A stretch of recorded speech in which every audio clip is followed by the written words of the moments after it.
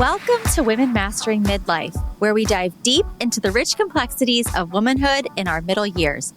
I'm your host, Victoria Byrd, a pharmacist, certified women's health coach, and your guide on this transformative journey. Whether you're navigating perimenopause, thriving in menopause, or mastering midlife's many transitions, this is your weekly dose of expert guidance, compassionate support, and a judgment-free space to explore it all. Here, we're empowering women to master midlife on their terms, reclaiming our health, our happiness, and our power. Together, we'll rewrite the narrative around this remarkable stage of life, from something to dread into a beautiful, bold transition. I'm so glad you're here.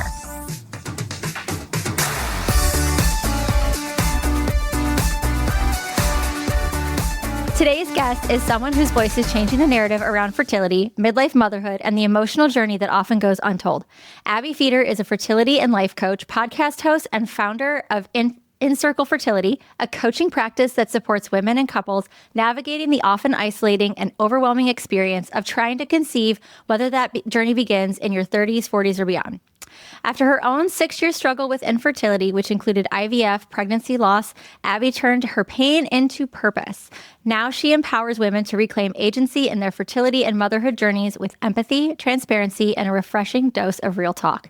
She's been featured in Parents, Motherly, CBS News, and the Egg Whisperer podcast, and many, many more things for her candid storytelling and advocacy work. And she hosts the powerful podcast, Women's Wellness with Abbe Feder.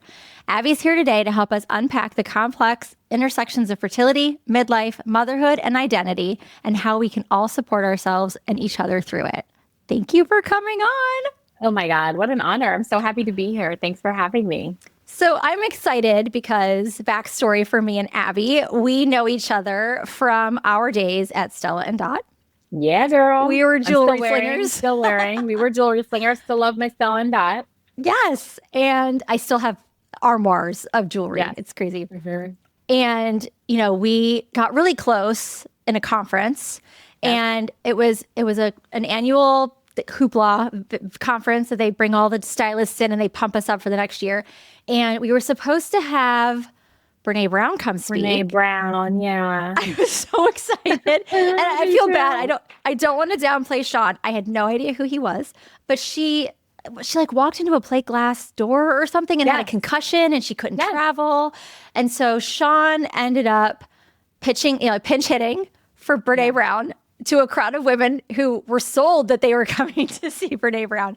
And I feel like it was just a much needed exercise. And I left like getting all of his books, listening to all the audios, all the things.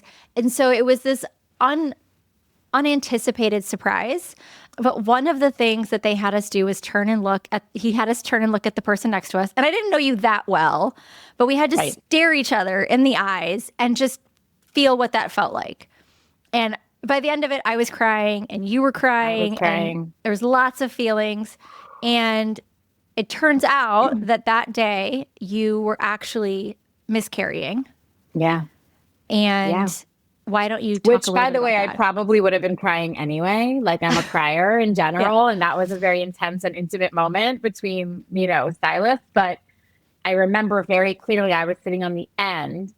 And so they were like, either turn to your right or turn to your left and look at the person next to you. And I could only turn to my right because I was on the end. And the reason I was on the end of that aisle is because I was taking very timed progesterone and I had to keep getting up to go to the bathroom to make sure that I was hitting all my times. In fact, I drove to Vegas from LA. The conference was in Vegas. And I pulled over on the side of the road at some point, like in literally one of those movie scenes where there's nothing around for miles because my alarm went off and it was time to put a progesterone suppository in. And I was like, I covered myself. And I'm doing it in the car because I'm like, if God forbid a truck driver stops and like sees me, it looks like I'm like doing fun things under there, which I was not. And so, and that trip, that day, I remember I knew I had started spotting and I already knew going in, my numbers were not great. And I had already experienced loss before. And we were already several years into our fertility journey. So I wasn't like, of course I was devastated, but I wasn't shocked. And in fact, I think were we all sharing a hotel room for that one?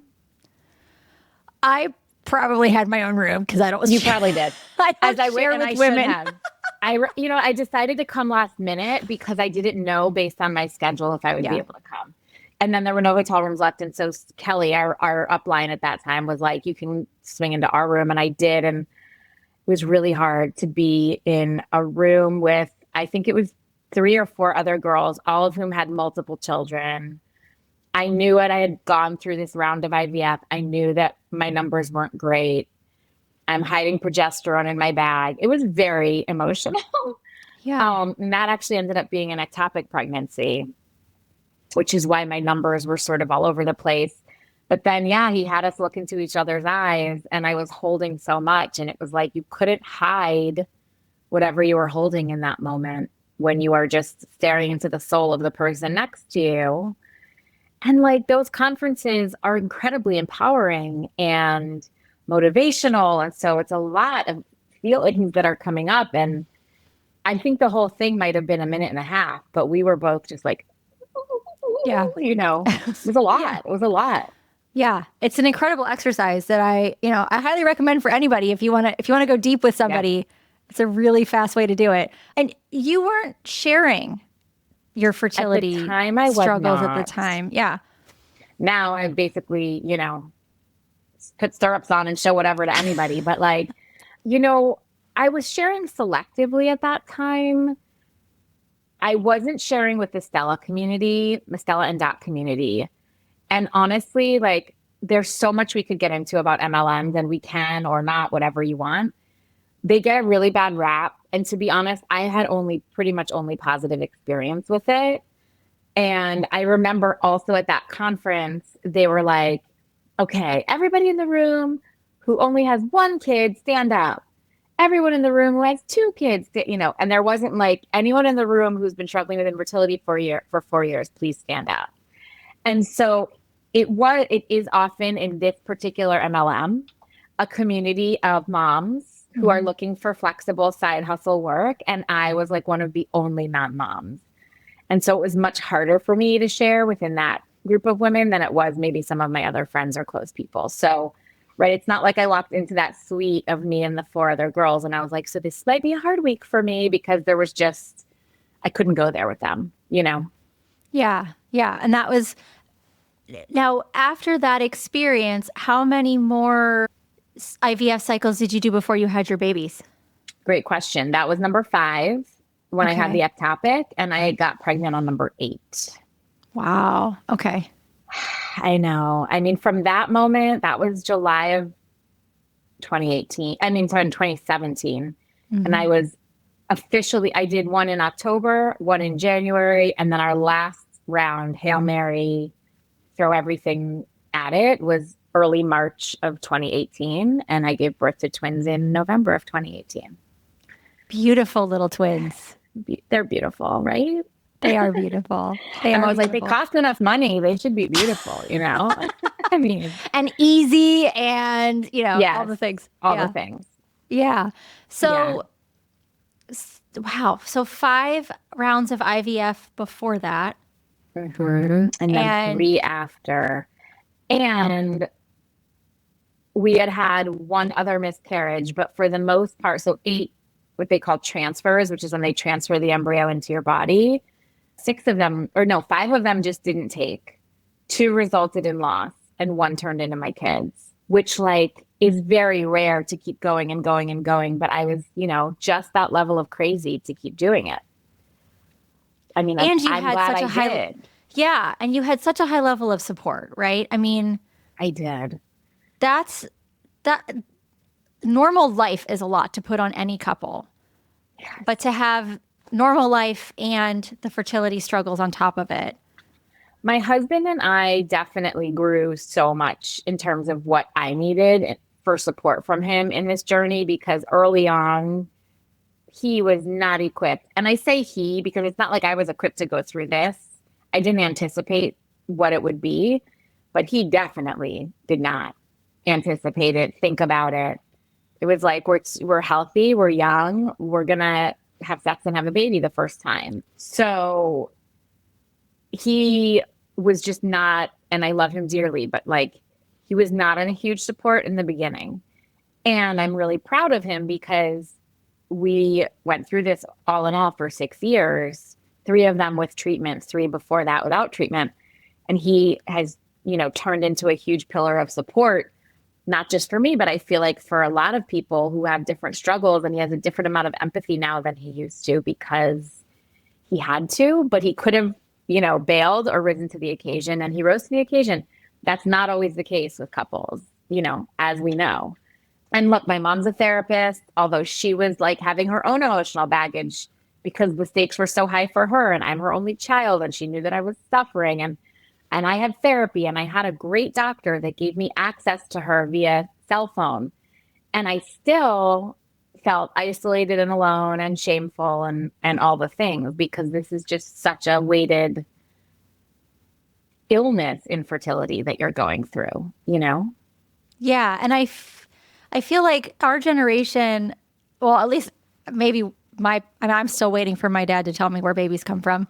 But, my mom was always like, if you have sex, you are going to have a baby. So don't do it. Like that's just what I thought. And it's so insane that that's what they learned. And then what we learned, Yeah. You do it once, you're having a baby, don't do it. Bad things will happen. You'll be a parent. You're not ready for it. And so when it was time for us to start to try to have a child, I was on the pill. And then that's another thing. They put you on birth control from the ripe old age. I think I was 15, 16 or whatever. Okay. And so because I was having horrible periods, they were concerned about endometriosis and all the things.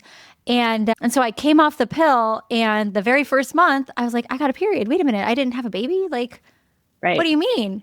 We did all this trying and prepping and how, and it only took 3 months for me to have Maddie, to conceive Maddie. So we were really lucky, but I didn't recognize how lucky that is.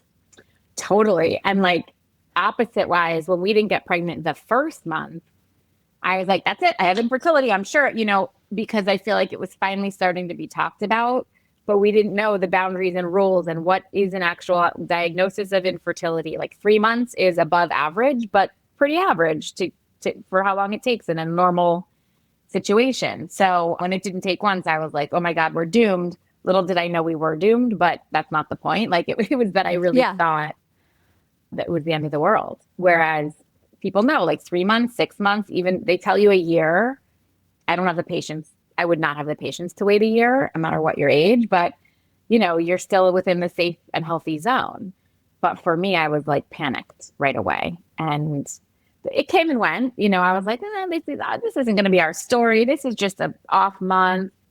We're going to a wedding 9 months from today. So let's skip this month of trying because I don't want to miss that wedding. I didn't take it that seriously at first. Yeah. Until it had been, 2 years into it.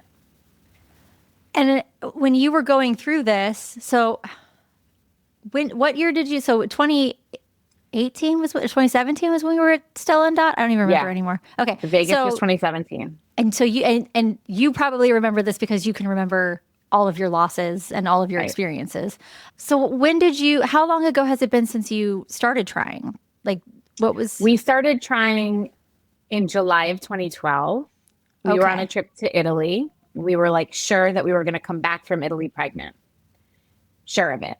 I was like trying to keep time in the United States to take my ovulation test at the same time for it was delusional when I think about it now. But like, I thought this is going to work the first time, so I'm going to do it right. So 2012 is when we started.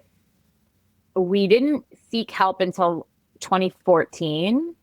And just meeting with a doctor freaked me out so much at the time that we didn't see him again for a year. So we really had 3 full years of not getting help.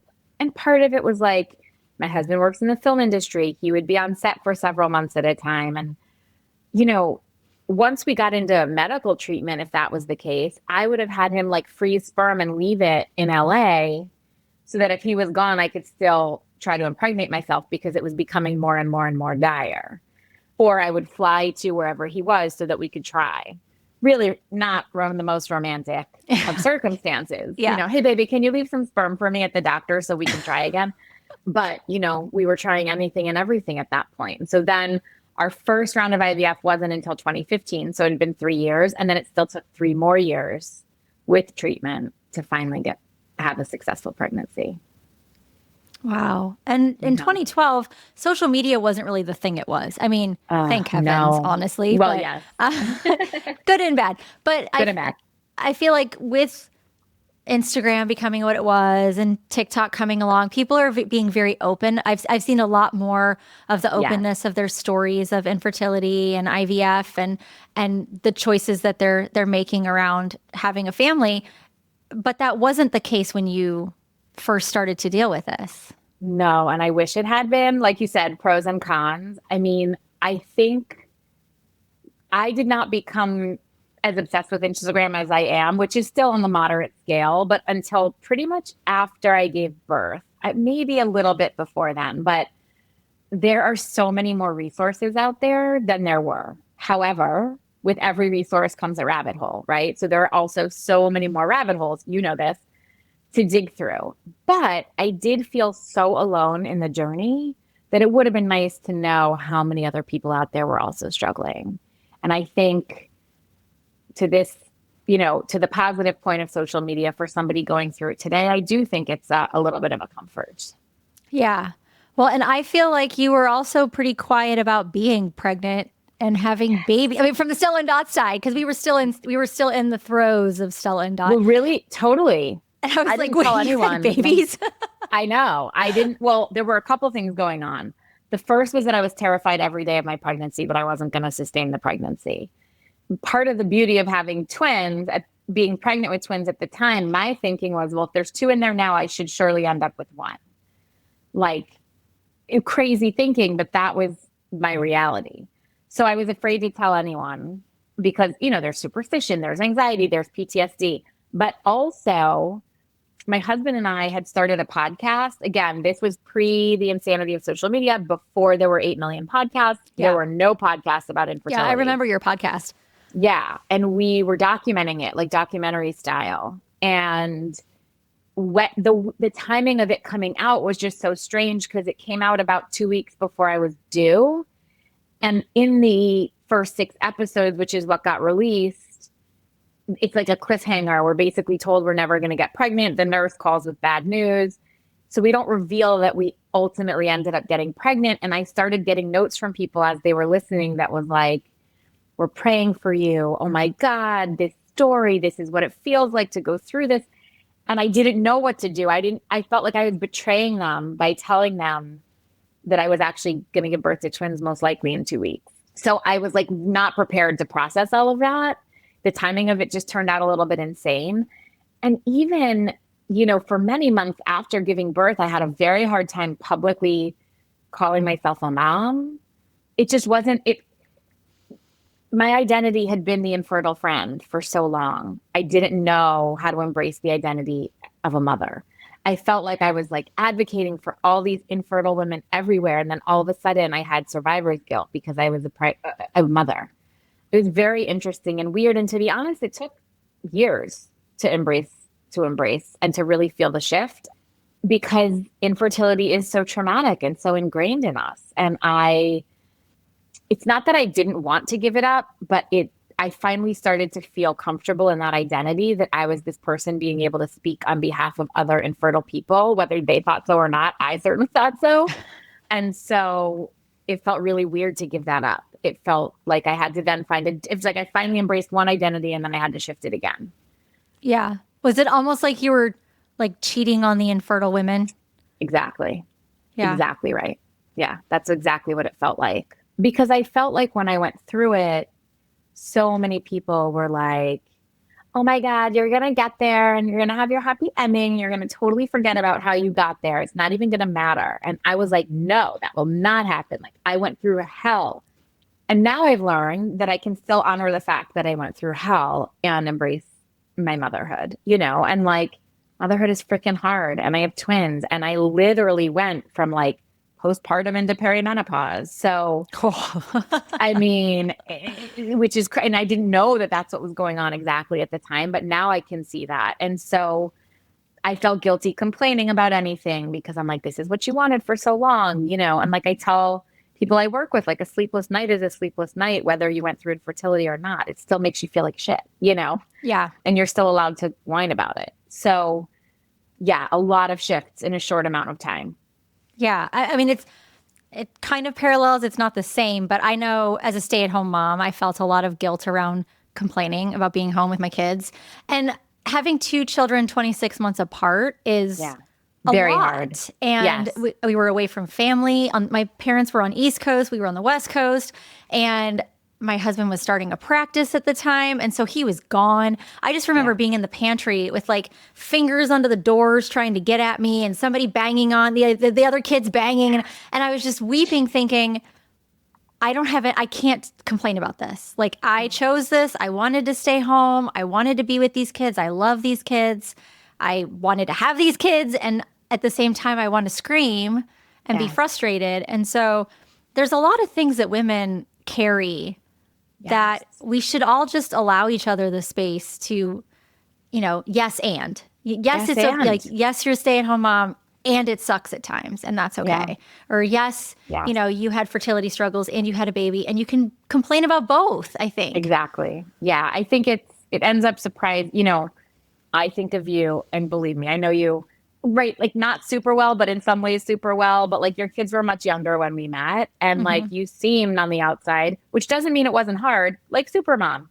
And I was like, she's got it all together, she's got her, exactly, like we all are carrying something. And it's not even that we're all carrying it, it's not even that we're all carrying something, it's that we're all carrying it. That like even the most happy stay-at-home mom is not happy all the time.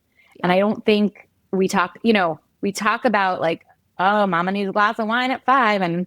But it's very deep and much more than that. And like, we need each other to support each other and count on each other to know that we're all going through this. Yeah. Yeah. Back then was the graphic tee age where like we had the "It's Wine Time" t-shirts. Exactly. Like justifying that at 3:00 and it kept getting earlier and earlier, and now I've recognized that that's not a very healthy way of coping. Right. But you do what you know, and when you know better, you do better. But at the time, it was very commonplace. Well, they used to say like in the 50s, moms would get drunk on cooking wine because that's like what was in the house and they were home cooking all the time. And I was like, that's really weird. And now I totally get it.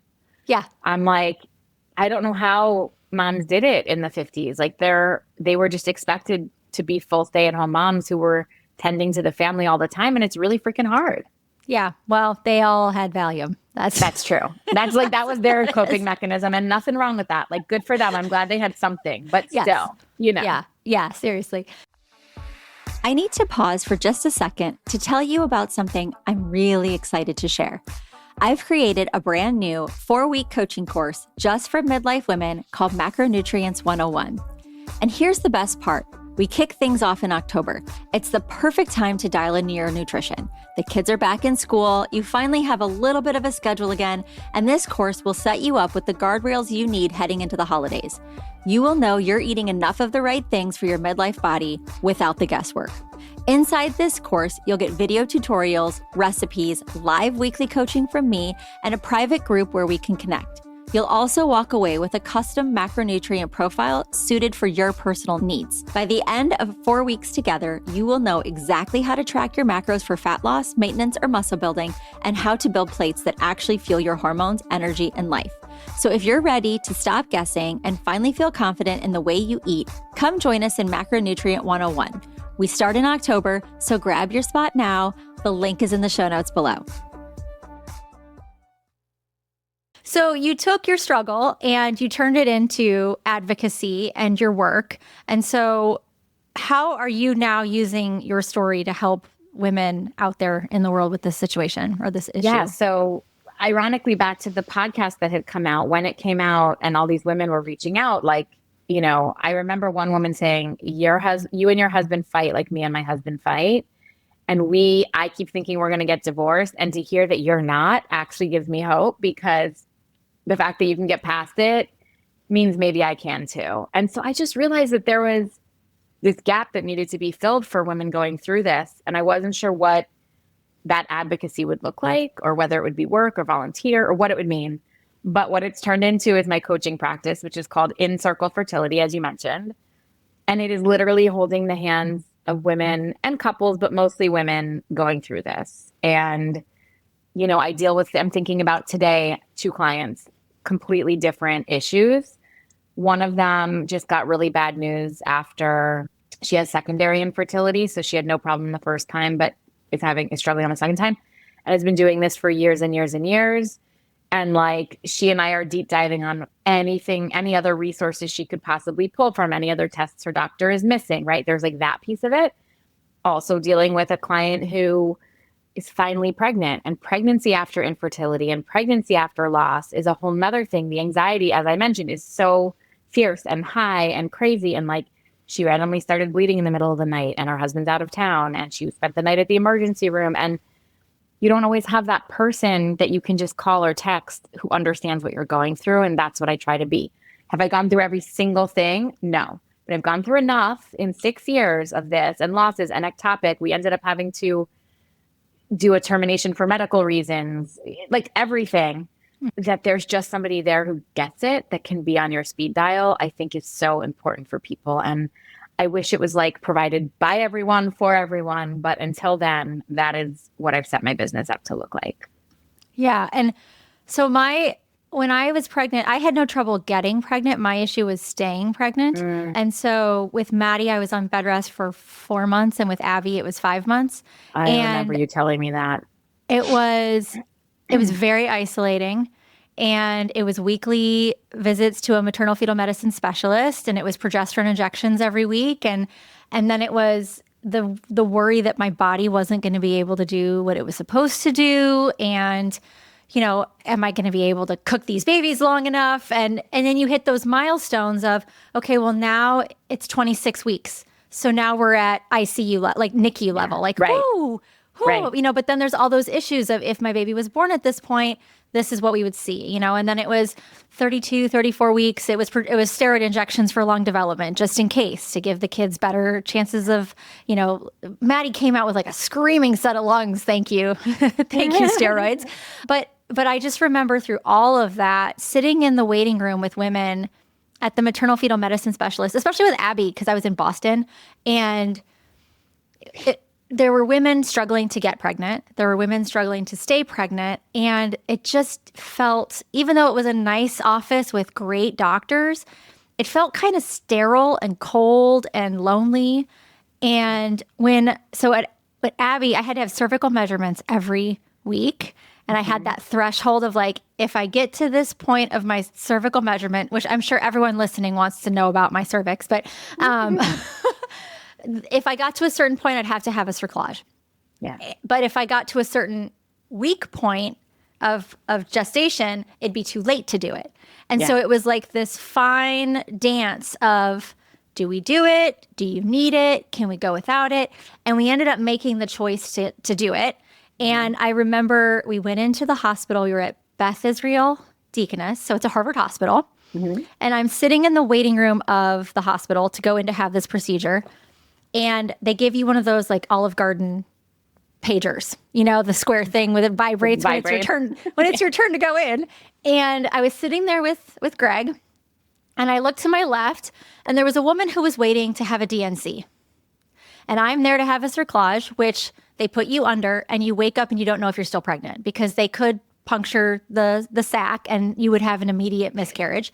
So I didn't know what I would wake up to. And then to my right was a family, grandma, grandpa, kids, balloons, gifts, and they're all waiting to hear about the birth of a child. And I just remember sitting there thinking, where in the hell is the sensitivity in this room? Totally. You know, because those people should be able to experience pure elation without any hesitation and any remorse or guilt. And the woman to my left should be able to grieve and manage her situation privately. And I was kind of in the middle. Like, I still had a baby that was thriving and kicking, but I didn't know if I would in 5 hours. Yeah. And so this is one of the reasons that healthcare fails women. Yes. And it was 15 years ago. So, but I don't think it's any better. It's not. I will say there are some OB offices that will, I think they'll have two separate entrances so that if you are coming in for a miscarriage, if it can be done in the office, you do not have to see the pregnant people as you walk in. That is starting to happen slowly, which is super helpful. Also, fertility clinics have enforced a very strict no kids policy. So like some people have to bring their toddler when they're getting their second round of treatment, and they've been like, no, because that's too triggering. And like, I get both sides of it, but let's err on the side of the person who's suffering, which is the person who does not have a toddler to bring into the room. And so I appreciate the sensitivity to it. Look, the podcasts like yours and us having these conversations, like this is the only way it's going to change. Yeah. You know? Like you said, when we know better, we do better. Yeah. It gets me, I'm like angry right now. And it was 15 years ago. And you know, I appreciate what I did, what happened. The care that I received was phenomenal, but also we were highly insured. And my husband worked at the Harvard hospital. Like the ortho and OB-GYN is on the same floor at the hospital. So the nurses all knew him. You know, like it's a different situation for people who are underinsured, not insured, don't have a healthcare background, don't know what to expect. Just the lack of access too is just infuriating. Agree. We had no insurance coverage for fertility. And I mean, I joke my kids will get janitor positions when they're 12 because their college fund is long spent. Like, I mean, and now California has enacted a mandatory fertility coverage within their benefits. And it was supposed to start July 1st and they just pushed it to January 1st. But like, that is also something that I advocate for because infertility is a disease, and you wouldn't like suspend care for somebody going through cancer and not cover their treatment. We had no diagnosed issue. It is not my fault. It was something going on, and we had to pay over 6 figures, not low, like over 6 figures, in order to have our family. It's just so deeply wrong. It's so deeply wrong. Yeah, but I guess it takes people like us with experiences like we have to develop platforms where we speak very loudly about these things. I remember, back to Stella and Dot, I remember there was the Every Mother Counts. Yes. Of course, it was a reward. If you sell so many bracelets, you get to meet Christy Turlington and you can write an essay to try to go on this trip. And the meet and greet was fine, whatever, but just the cause, the fact that some women have to literally walk to villages to have ultrasounds and midwives to even just have healthy pregnancies. It's insane. I mean, and even things like, you know, drinking water that they have to like prepare ahead to make sure they have enough water to stay hydrated during pregnancy. It's really, because you think about, like I was thinking about you explaining that fine line between when you could or couldn't have your cervical implantation put in. And in some cases, I'm like, it's TMI, we know too much. And in other cases, I'm like, what a blessing. Like, what a miracle science is that we can track it so much that we stop pregnancy losses from happening now. Yeah. And that is the beauty of it because we have access to it. And it's like, those women don't have that care at all. They're carrying water from a well to make sure they can stay hydrated. How is that possible in the same time period, in the same world, in 2 different places? It's crazy. Yeah. Yeah. Well, and I knew, so the only way to diagnose cervical incompetency, which is another brilliant term made probably by a man who doesn't in fact have a cervix. Exactly. The only way to diagnose it is to have a late term miscarriage because the baby literally drops out. And, you know, I was a retail pharmacist standing on my feet for 12-hour days. So that would have absolutely happened. That would have been the way I found out I had this issue. But I had had a procedure years and years before. And so I knew enough to say to my doctor, I had this done. I'm concerned. Can we preemptively start watching? And that's how I was able, I wouldn't have Maddie. And like, I mean, by the way, you're lucky that your doctor agreed because a lot of them are like, well, I don't see any evidence of it. So forget, you know, we don't need it. And that's really freaking scary too. Yeah. Like my client who, and I know she's okay with me sharing this or I wouldn't, but like at the ER, they were like, you're fine right now. Come back in like 10 days. And I was like, I don't want you to go 10 days because what if you need bed rest between now and those 10 days? Like, you don't know. I get that at some point they put that down on your textbook that like, if X happens, you do Y and Y means wait 10 days. But that is not humanizing this process. You can't make a one size fits all approach. And so, I was like, call your OB, tell her you need, even, and if you have to pay out of pocket, I know easier said than done. Like, throw it on a credit card if you need to. I would rather have the peace of mind than realize 10 days too late that there was something I could have done to save my pregnancy, but these are the things we have to do to advocate for ourselves. Yeah. Yeah. With Maddie, I was at 36 weeks and 6 days. I had a checkup and he was like, oh, she's not breech anymore. She turned around. You're full term. You're off bed rest. And so I walked out of the appointment and I was like, oh, I'm going to go shopping. I'm going to go to a nursery store. Like, I'm going to go buy some baby stuff. And the minute I walked into that mall, I had spotting. And so I called the doctor's office and she's like, well, because of your circumstances, we should probably have you go in. You should probably get checked. And so I called Greg, who was working at a different hospital. And I was like, I've got some bleeding. They told me to come in. I'm having some cramping. I'm just going to go check and make sure it's fine. I drove myself to the hospital. And then I found out by the time they hooked me up to all the things, she was like, oh, honey, your contractions are 2.5 minutes apart. You're having a baby today. And I was like, whoa, and I technically wasn't really full term, which they didn't tell me. Right. It was one more day. I had 24 more hours of being pregnant before I was full term. Oh, I just got really close. Oh, hi. Thank you, Osbot camera, for that close up. Oh, but anyway, so that's funny. I gave birth at 36 weeks, 6 days as well. So, and did you have to do all the NICU tests, the car seat tests, the blood sticks in the heels? No, because it's twins. There's like a whole different set of things. They wanted me not to go to 37 weeks. Another completely other topic that I won't go on a tangent, but I am very like woo-woo. And one of my closest friends is like, I call her the good witch. She was like, your babies, I can tell they're going to come November 5th, like 100% certainty November 5th. So they were scheduling my C-section and I was like, how about November 5th? And they were like, that's the only day that week we can't do. Your doctor wants this one resident to do this. She's never done a twin delivery. So we'll push you to November 7th. The 6th was election day. And I did not want them to be born on election day because I think it was like a midterm and I didn't want like horrible news that day.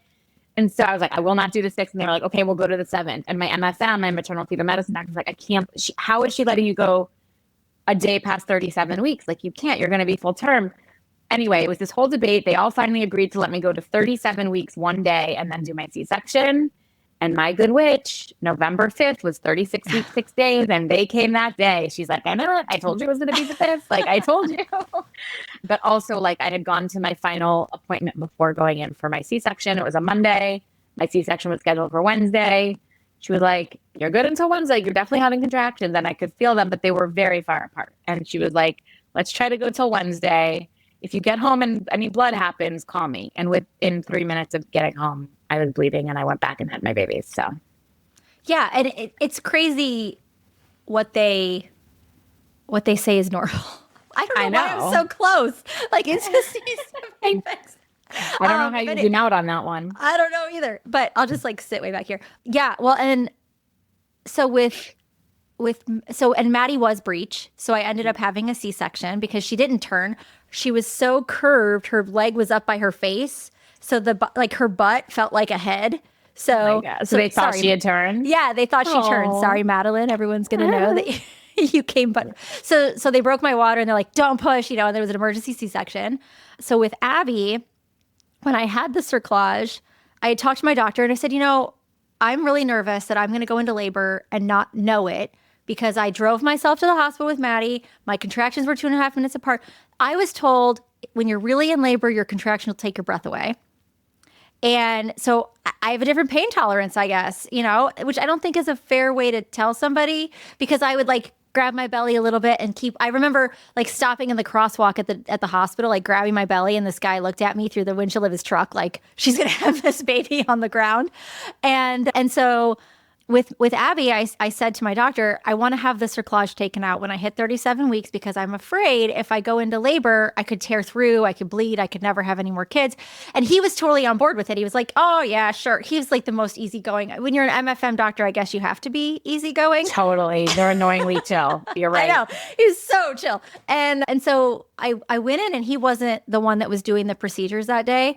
And the doctor that was doing the procedures was so angry that I was in there. And he was like, you have a scheduled C-section. You should just have this taken out when you're and it's like, this is a doctor's orders. It's one of your colleagues. We made the educated choice to do this based on my preference. And he took it out without an anesthesia. He complained the whole time.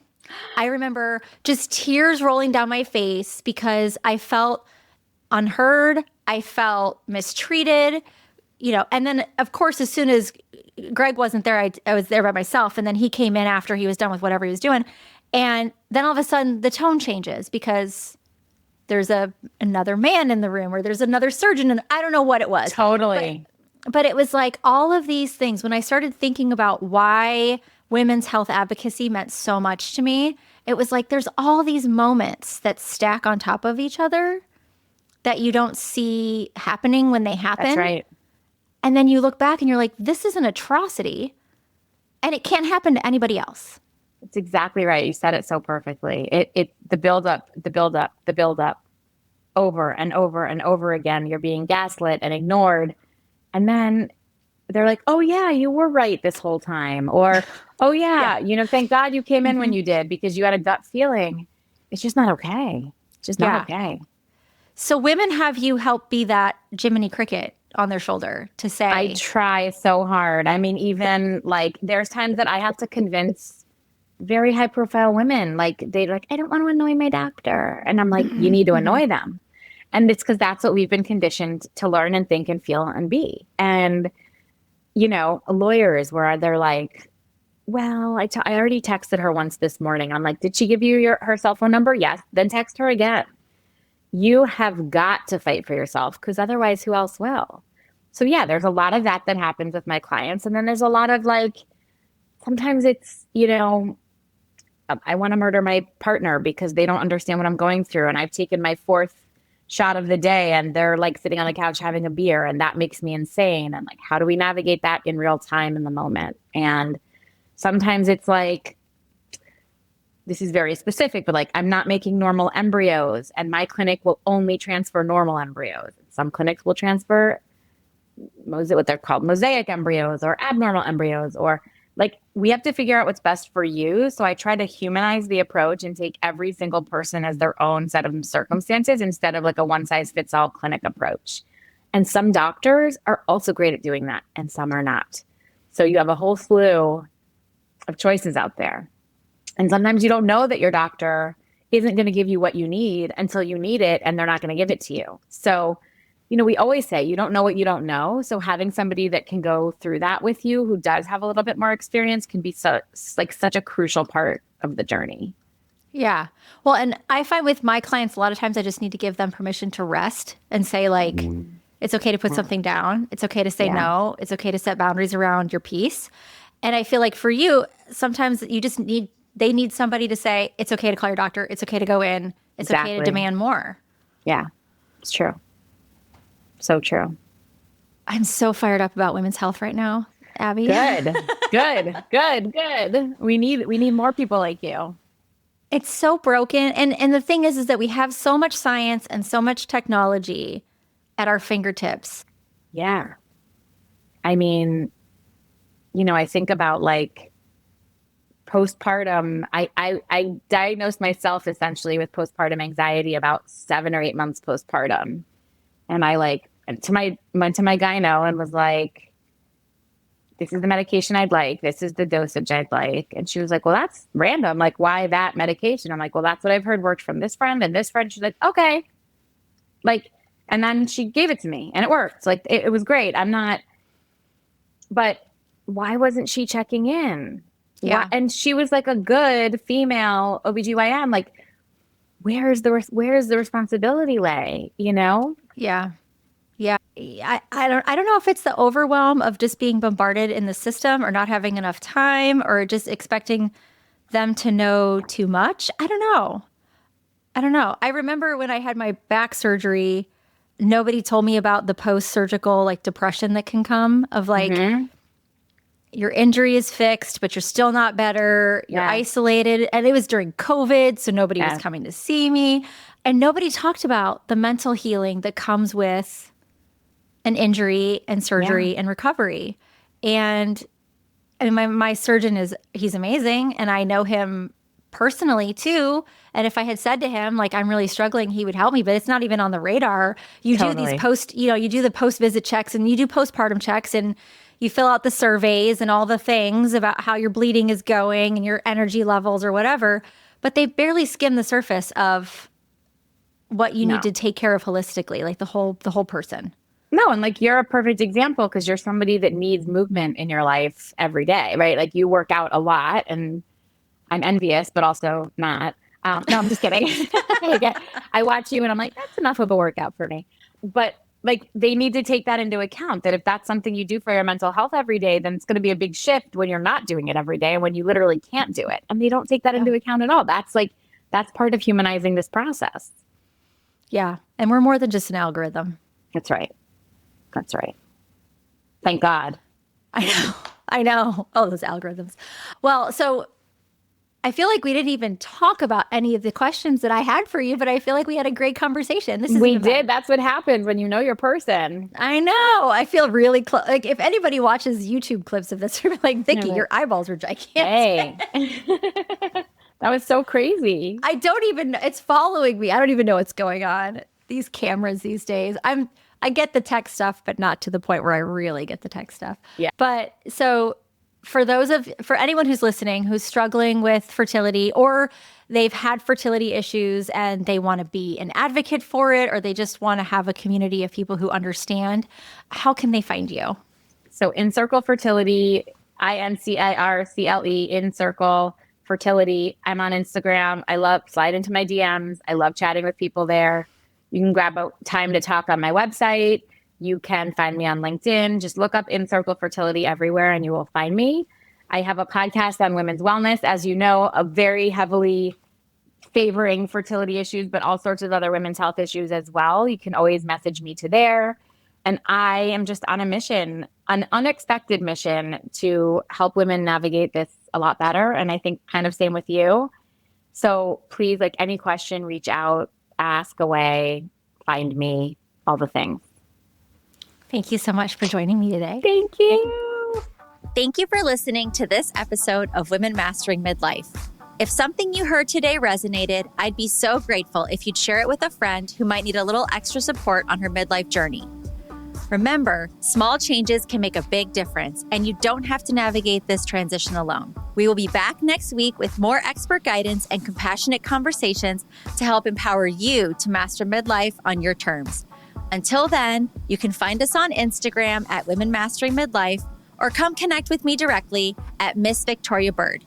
And you're looking for deeper connection and support, be sure to join us in the Women Mastering Midlife community. We'd love to continue the conversation with you there. If you've enjoyed this episode, please rate and review this podcast. It helps us reach more amazing women mastering midlife just like you. You'll find all the links from today's episode and ways to connect in the show notes below. See you next time.